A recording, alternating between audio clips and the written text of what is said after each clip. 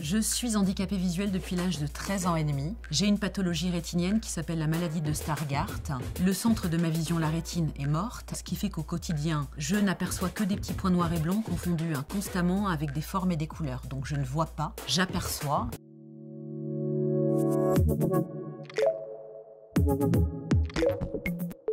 Bonjour à tous, je suis Caroline Pilastre, chroniqueuse dans des émissions de débat d'actualité et consultante dans le domaine du handicap. Bienvenue sur Papillon Action.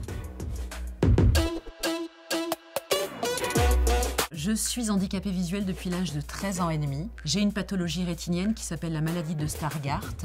Le centre de ma vision, la rétine, est morte et j'aperçois en périphérie en ayant moins d'un vingtième d'acuité visuelle. Ce qui fait qu'au quotidien, je n'aperçois que des petits points noirs et blancs confondus constamment avec des formes et des couleurs. Donc je ne vois pas, j'aperçois et j'ai besoin d'appareillages spécialisés, type synthèse vocale ou gros grossissement pour pouvoir lire. Le jour où on m'a diagnostiqué la maladie, ça a été un soulagement. Je sais, entre guillemets, contre quoi me battre, avec quoi me battre quelque part. Et c'est plus important pour moi, en termes d'armes et de force de caractère, de savoir aussi qu'il y a des gens comme moi qui existent. J'ai été élevée par une mère, par des parents qui m'ont toujours traitée normalement, si je puis dire. C'est-à-dire que si je devais être disputée, j'étais disputée au même titre que mon petit frère. Si je devais être valorisée, c'était la même chose. Mais mon handicap n'était pas une justification à pouvoir tout me permettre, loin de là. J'ai entendu dire par un prof, on va pas s'occuper d'une handicapée, on va pas lui faire une photocopie en plus. C'est des choses que j'ai vécues, je ne suis pas la seule malheureusement. Ce qui fait que je n'ai pas pu finir mon cursus normalement, je l'ai fini via le CNED. D'autant qu'à l'époque, il n'y avait pas toutes les nouvelles technologies. J'avais une ancienne loupe, des choses provenant d'opticiens spécialisés qui valaient très cher. Donc ce que vous écrivez en 30 secondes, moi il me faut 2 à 3 minutes.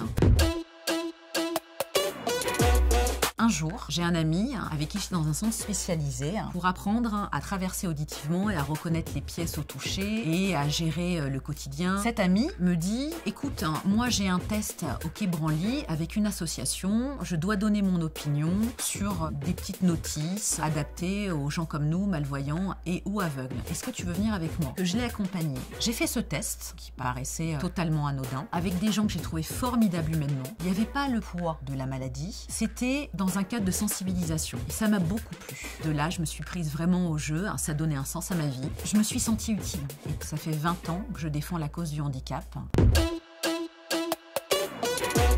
Je suis très impliquée au sein des 15-20 qui est en collaboration avec l'Institut de la Vision qui est le gros pôle de recherche médicale en France et même en Europe. Ça fait 20 ans en fait que je fais ça. Et je ne me verrai plus ne pas le faire. Alors que je souhaiterais ne plus avoir à le faire, ça voudrait dire que la société nous a inclus au même titre que les autres citoyens valides. Et depuis près de 2 ans, je suis secrétaire générale d'un think tank d'une association qui s'appelle Handicap, République et Société.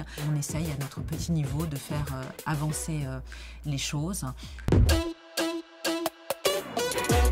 Il y a eu un casting national qui s'est ouvert à la société civile dans une émission qui s'appelle Les Grandes Gueules sur RMC. J'ai beaucoup de gens autour de moi qui m'ont dit « Mais pourquoi est-ce que tu ne te présentes pas? Tu pourrais être une valeur ajoutée, sachant qu'il n'y a aucune personne en situation de handicap, de surcroît invisible, à intervenir dans les médias. » Et je l'ai fait, le producteur de l'émission m'appelle, il me dit « Voilà, Caroline, qu'est-ce que tu fais la semaine prochaine ?» J'avais la pression liée au handicap. Je sors de l'émission, ça s'est bien passé, je leur dis en espérant à bientôt. Le week-end d'après, je reçois un coup de téléphone. Le producteur me dit « Voilà, Caroline, c'est toi qui as gagné le casting. » Et je suis restée, mais sidérée, en fait, bouche bée. Et de là est partie mon aventure avec eux. J'ai rebondi sur Sud Radio, chez qui je suis depuis près de 4 ans maintenant, dans une émission similaire qui s'appelle Les Vraies Voix. Et depuis l'année dernière, je suis rentrée en tant que récurrente sur CNews. Et cette année, je suis récurrente dans l'émission de Sonia Mabrouk.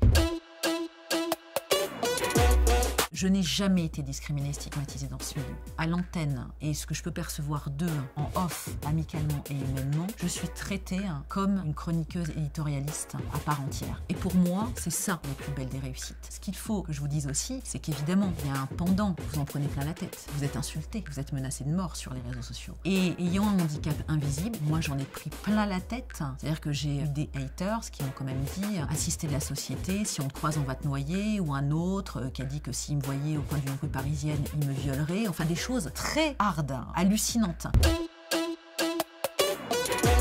Je dirais d'essayer d'être moins individualiste. Que les réseaux sociaux, que le numérique ne fait pas tout. Ce qui compte avant toute chose, c'est le lien humain. On apprend toujours de la différence de l'autre. Il faut passer outre les a priori, les préjugés et les clichés. Et quand on arrive à le faire, ce qui n'est pas évident, on est enrichi par l'autre et en fin de compte, on se dit que l'autre n'est pas si différent que nous.